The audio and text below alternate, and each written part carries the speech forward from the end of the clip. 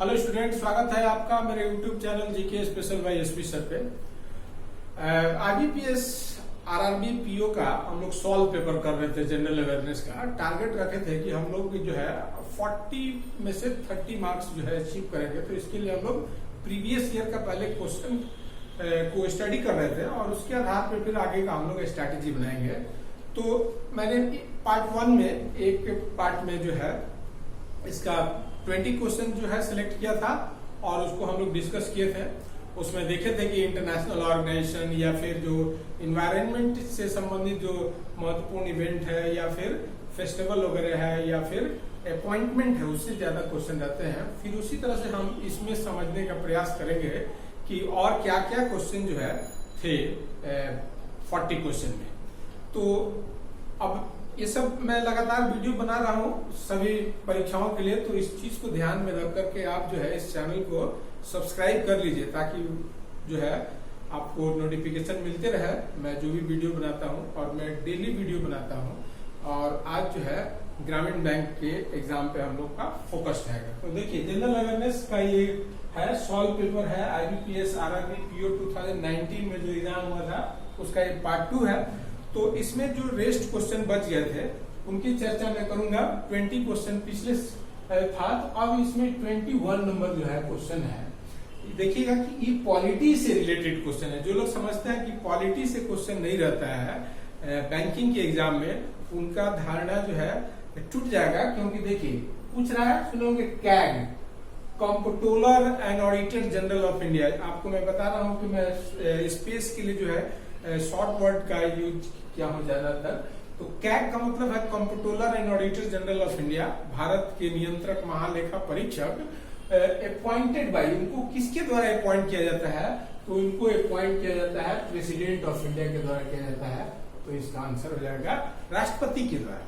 तो देखिएगा कि जितने भी महत्वपूर्ण पद है, प्रधानमंत्री है या फिर चीफ जस्टिस ऑफ इंडिया है या अदर जजेज ऑफ सुप्रीम कोर्ट है, चीफ इलेक्शन कमिश्नर है, यूपीएससी के चेयरमैन है, मिनिस्टर्स ऑफ काउंसिल है, कैग है, तो जितने भी महत्वपूर्ण पोस्ट है उन सभी पदों पर नियुक्ति जो है राष्ट्रपति के द्वारा किया जाता है।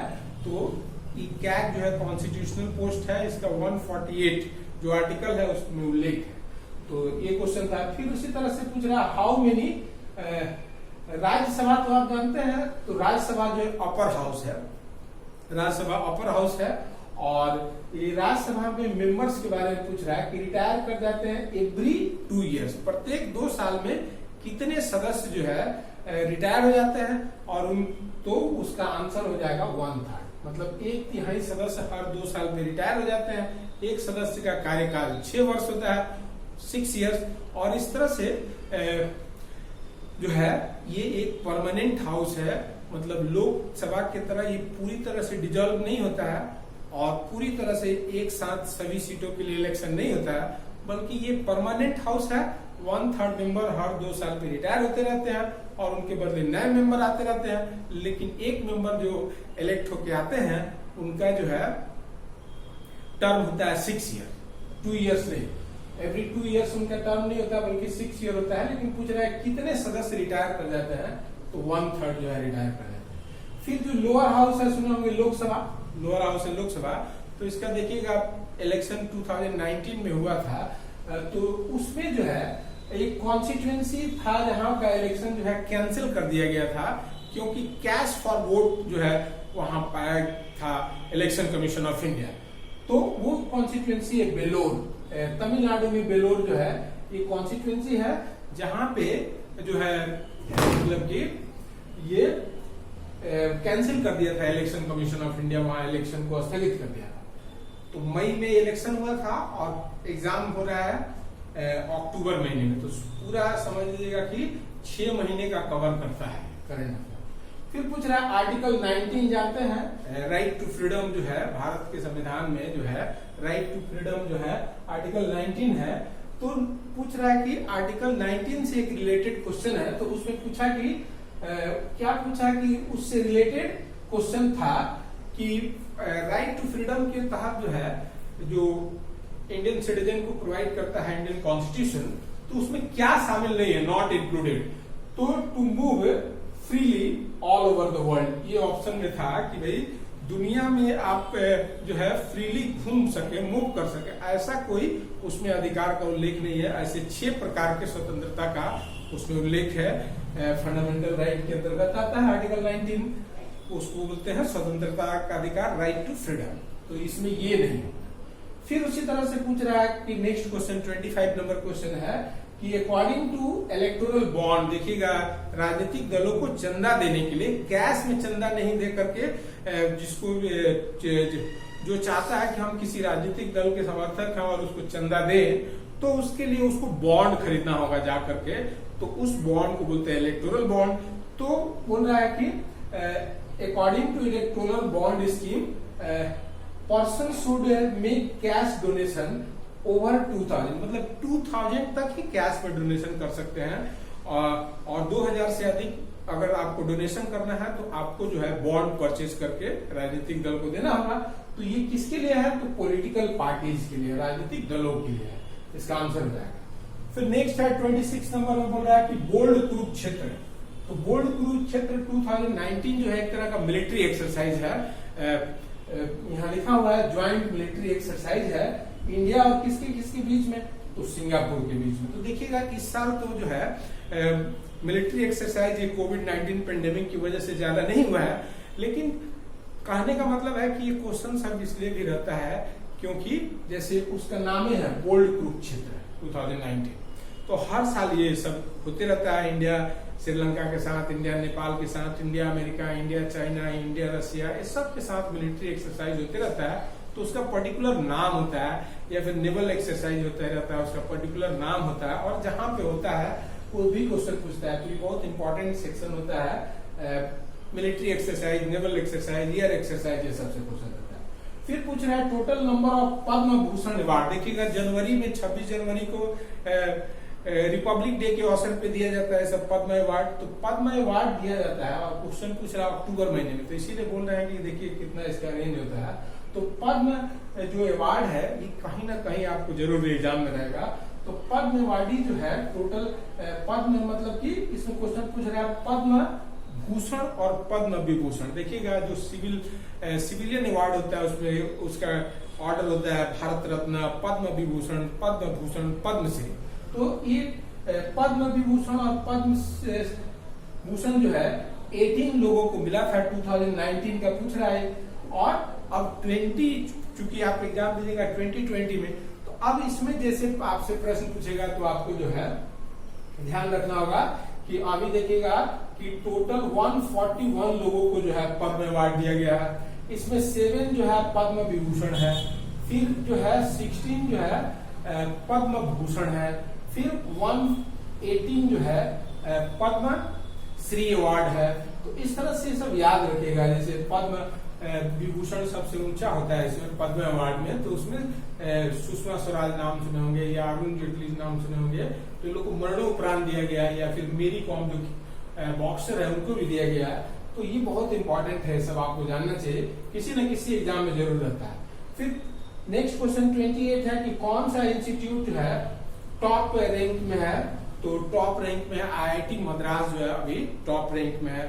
तो ये सब जो है इंस्टीट्यूशंस का देखिएगा रैंकिंग जो है जारी होते रहता है। तो ये सब करंट अफेयर्स जब आप करते हैं तो उसमें ये सब मिलते रहता है आपको।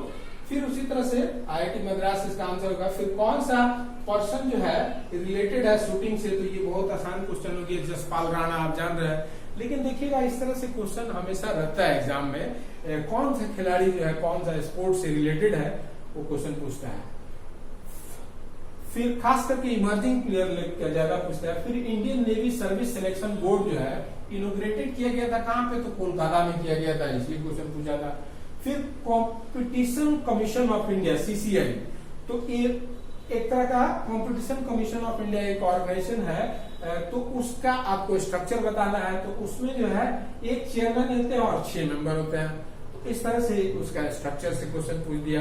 तो ये सब जितने ऑर्गेनाइजेशन होते हैं फाइनेंशियल इंस्टीट्यूशन, उन सब का आपको जानना चाहिए कि उसका चेयरपर्सन के साथ साथ कितने मेंबर होते हैं, कितने होल टाउन मेंबर होते हैं, कितने पार्ट टाइम मेंबर होते हैं, सब आपको जानना चाहिए। फिर क्वेश्चन रिलेटेड है किससे?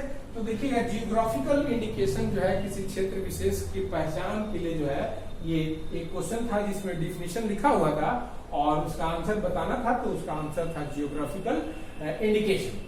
फिर क्वेश्चन नंबर 33 है, इंटरनेशनल कन्वेंशन हुआ ऑन वर्ल्ड होम्योपैथिक डे। आप सुने होंगे होम्योपैथिक डे मनाया जाता है 15 अप्रैल को, तो 10 अप्रैल को मनाया जाता है। तो 10 अप्रैल को जो मनाया जाता है उसका कन्वेंशन हुआ था न्यू दिल्ली में, तो ये क्वेश्चन था 33। फिर एप्पल नाम सुने होंगे जो लॉन्च किया है इसका पहला जो है क्रेडिट कार्ड, तो किसके साथ मिलकर के, तो गोल्डमैन सेक और मास्टर कार्ड सुने होंगे जो एक तरह का इंटरनेशनल जो है पेमेंट कार्ड है, तो उसके साथ मिलकर के एप्पल जो है अपना पहला क्रेडिट कार्ड लॉन्च किया। और गोल्डमैन सैक जो है वो एक तरह का फाइनेंशियल इंस्टीट्यूशन है, मल्टीनेशनल फाइनेंशियल इंस्टीट्यूशन है। फिर 35 है कि कौन सा कंपनी बिकम कर रहा है इंडिया का सीपीआर डिलीवर वार्षिक 100, मतलब कि कौन सा कंपनी भारत का पहला सीपीआर कंपनी है जो 100 वार्षिप डिलीवर किया है। तो garden reach ship building engineering से नाम सुने होंगे, तो garden reach ship building engineering जो कोलकाता में है, तो ये जो है 100 वार्षिप डिलीवर करने वाला पहला सीपीआर कंपनी है। फिर 36 है, पहला इंडियन वुमेन साइंटिस्ट जो इलेक्ट हुई है रॉयल सोसाइटी फेलोशिप के लिए, तो गगनदीप कंग इसका आंसर जाएगा। तो गगनदीप कंग जो है वो फर्स्ट वुमेन है जो रॉयल सोसाइटी की फेलोशिप इलेक्ट हुई है। फिर कौन सा कंपनी जो है, विच कंपनी